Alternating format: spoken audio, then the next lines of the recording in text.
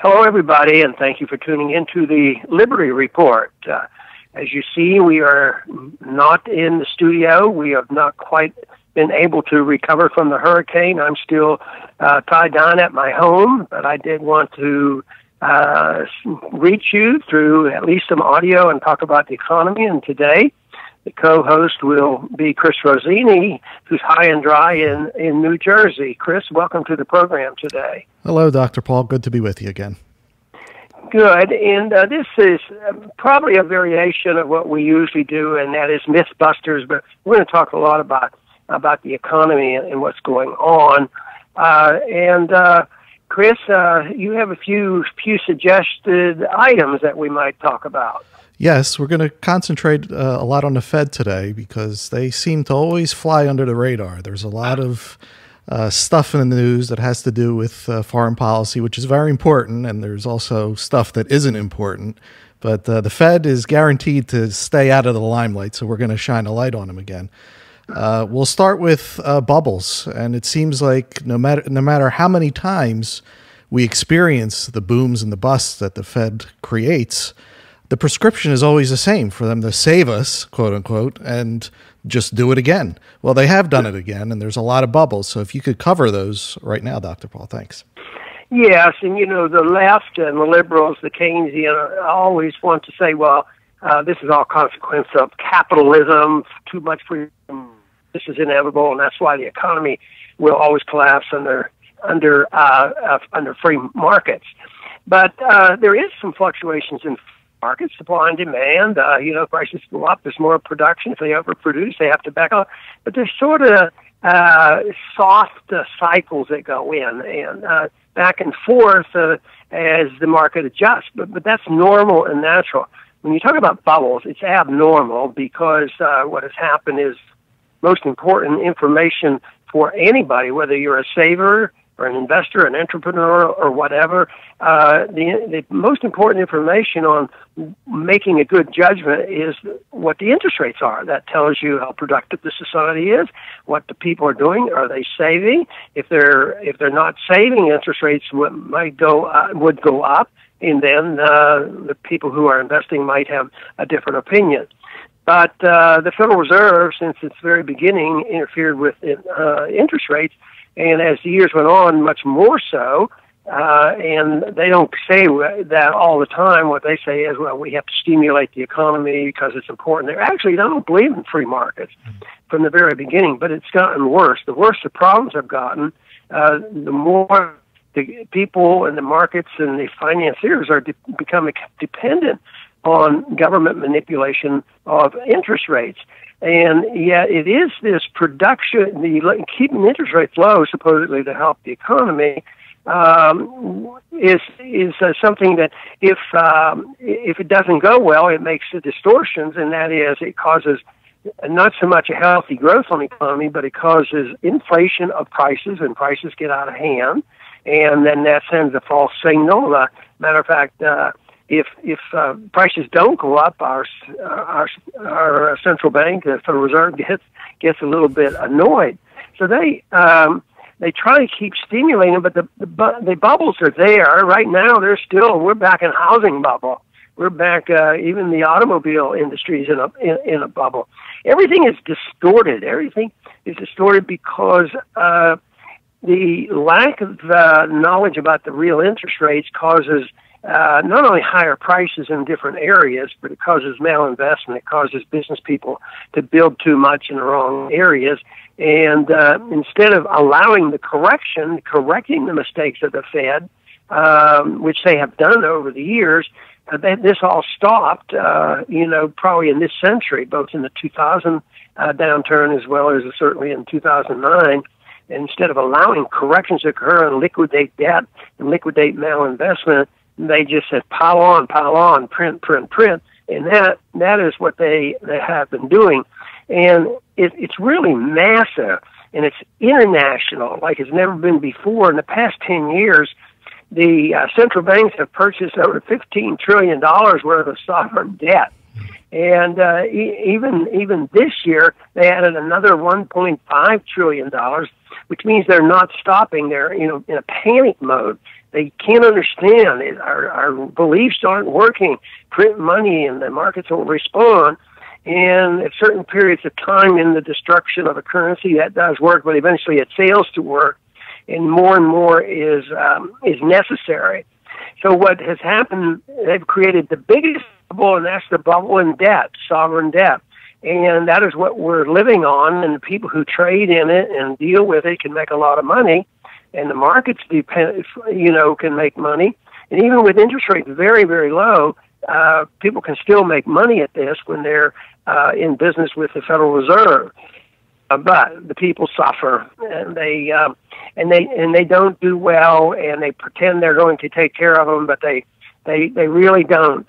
And so my assumption now is that we're worse off than we were in 08 and 09. There will be a correction. We may well have started this already.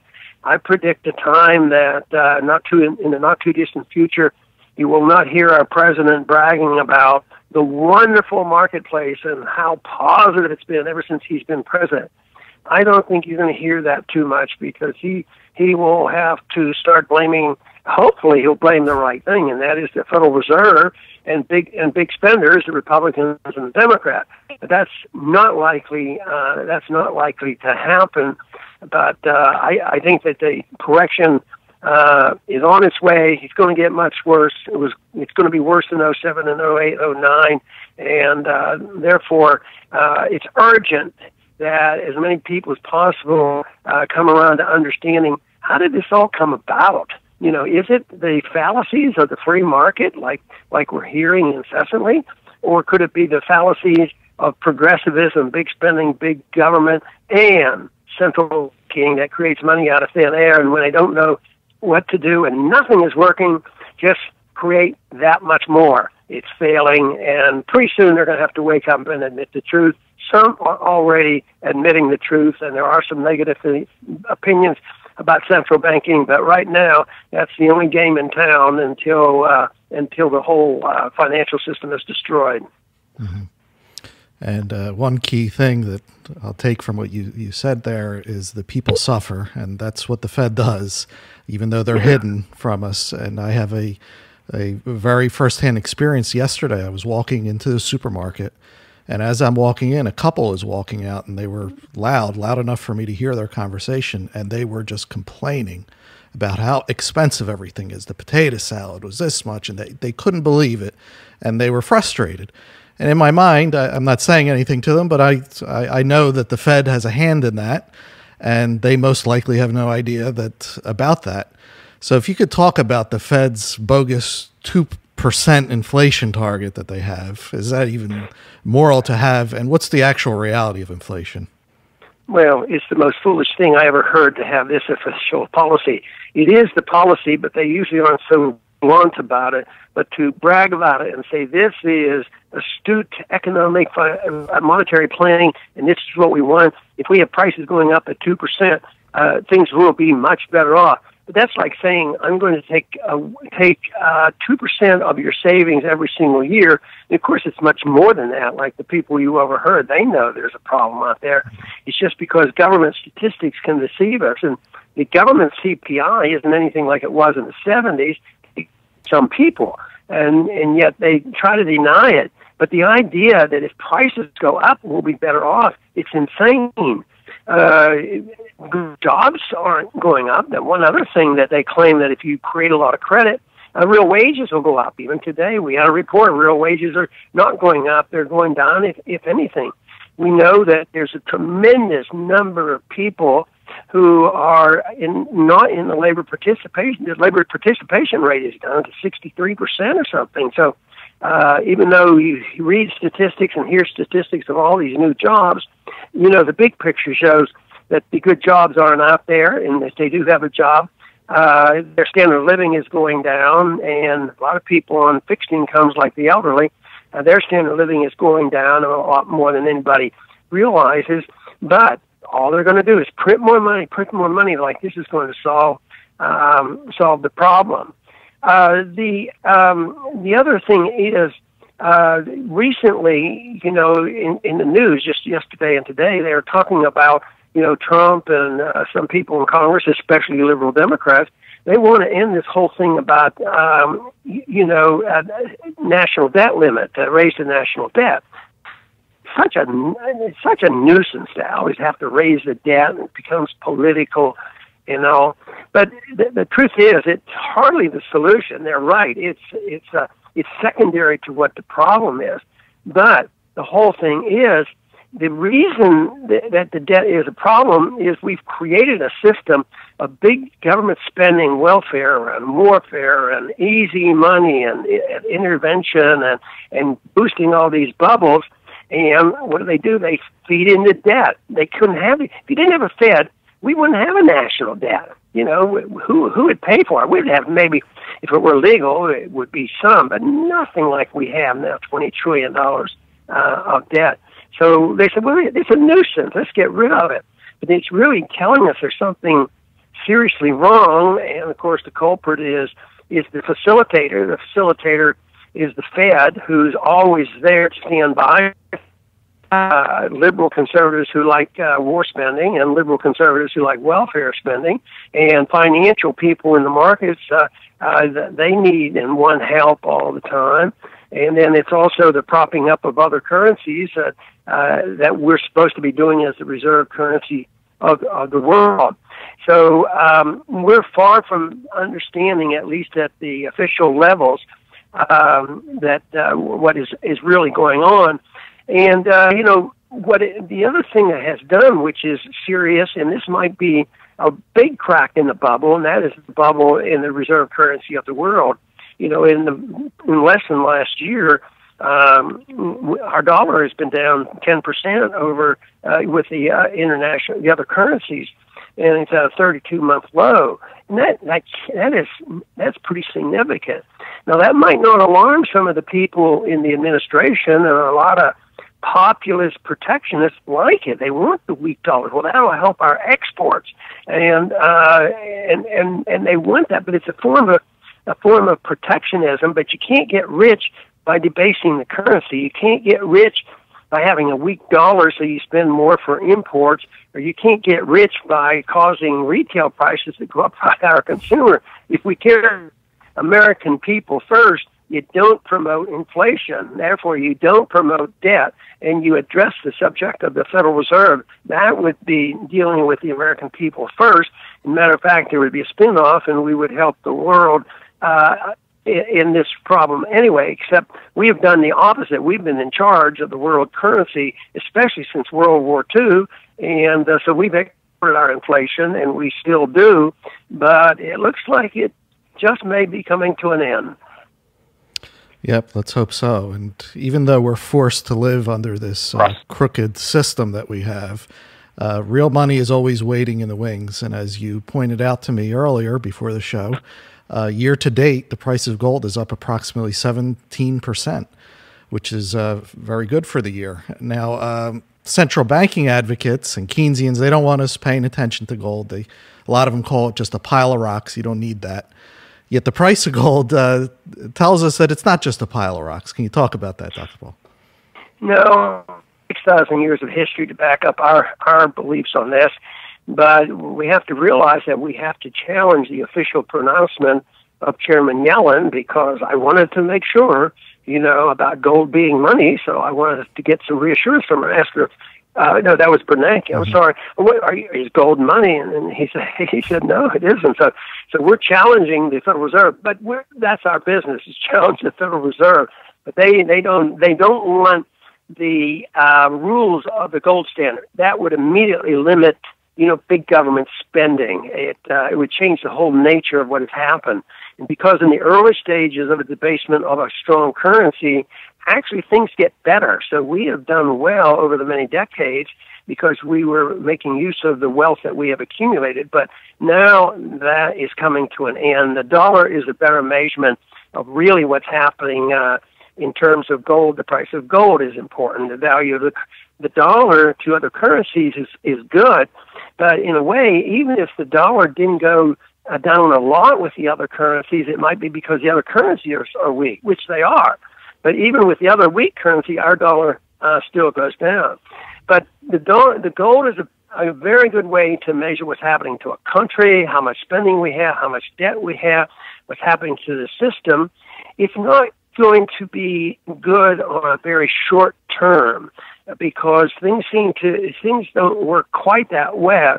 Because you can pick out times in our recent history where you say, Rona sounds right, you better have gold. And so back in 1980, if that had bought gold at $800 an ounce, it'd be more than $800 now. But if for the many years it wouldn't have been. So it's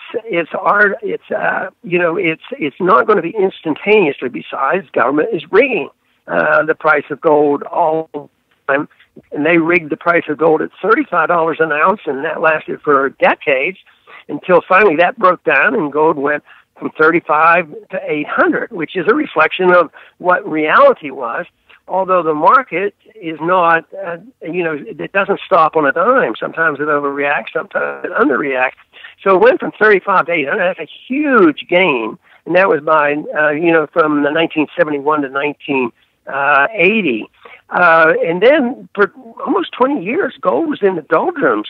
From 800, it drifted all the way back to $270, and the inflation continued.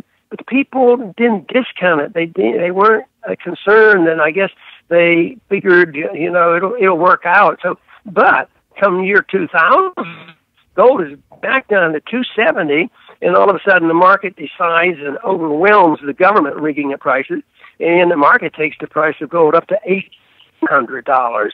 And yet that was probably an overshoot, but on the fundamentals show there's something wrong. It's not the kind of information that would be easy to trade and make a bundles of dollars just on trading. But then that $1,800 an ounce went back to a little over $1,000 an ounce, back to less than 2 years ago. And it at that time at 1,050, now it's gone up $200 since that time. So I think that long term, if you watch it and cautiously, don't think that on a very short term you can invest and make a killing and sell it. But long term protection and understanding fundamentals, realizing gold is the real money of the centuries, is very, very helpful. And I remember one statement that I thought was profound that Ronald Reagan told me when we were in a private conversation. He says, any great country that has gone off the gold standard never remains great. And there's probably some a great deal of truth to that, because if you look at history, you find out that as great nations, start to disintegrate, they're also debasing their currency. It's a bad sign for us that we're debasing our currency and pretending that is proper, moral, and good economic policy, and I consider it's closer to insanity. Mm-hmm. And to extend on that with the great nation, apparently China wants to be a great nation, and there was some major news proving that gold isn't just a pile of rocks, which is what we're told to think. But China is set to launch a crude oil futures contract that's priced in yuan, their currency, but it'll be convertible into gold, which is major news and can, over the long term, really affect the dollar and the quote-unquote petrodollar. Can you talk about that, Dr. Paul? Yeah, and this shouldn't go. This shouldn't be ignored. This is very significant. It doesn't mean tomorrow in 30 days or so, but they talked about doing something like this. The various countries that are tired of how we mismanage the financial world. So it's been out there. This is a precise suggestion. And it may well go through, and this will really hurt our dollar, and it's going to, push the gold price up, and it will be a really big problem for us, because that means our spending and everything else is going to go up, and our debt is going to get much worse. But this was indicated, several decades ago when they started looking where the gold was going. And the gold was actually leaving west, the Western banks, whether it was Canada, United States, or England, they were selling gold. The central banks said, it's not money, let's sell it. But guess what? There were banks in the Far East, Japan and China and India. They were buying gold up. So there has been a shift. And when we, as a powerful economic system, after World War One, due to various factors, we were the economic power, but we also had most of the gold too, and that lasted for a long time. But because we have mock gold, we don't use it, and there's no soundness. Just having a weaker dollar and thinking increase our exports and solve our problems, and we'll keep printing money so that everybody can suffer from more price inflation. If they ever get that price inflation going, they're going to have so much. They're going to say, "I wonder how we stop this." And that could turn on a dime and be. And they'll have to admit that it's more than 2%. But no, this whole thing about China sending this program up, I think, is a sign of the times, and it's something to be watched. And maybe we'll have a lot more news in the next 2-3 months. It might even take longer, but that is the trend away from the dollar hegemony and the power that we have in the economic system, which we use as a wedge for everything we want to do militarily around the world, and all the sanctions we put on, because we control the financial system. We can put on sanctions, and if they don't obey us, then we threaten them with bombs. I think that whole system has aggravated a lot of countries, and that's why you're seeing proposals like this. Anyway, I want to thank our viewers today, and Chris, thank you very much for helping us out on this Ron Paul Liberty Report today. Of course. Thank you, Dr. Paul. Well, good. It's good to have our listeners today, and please come back soon to the Liberty Report.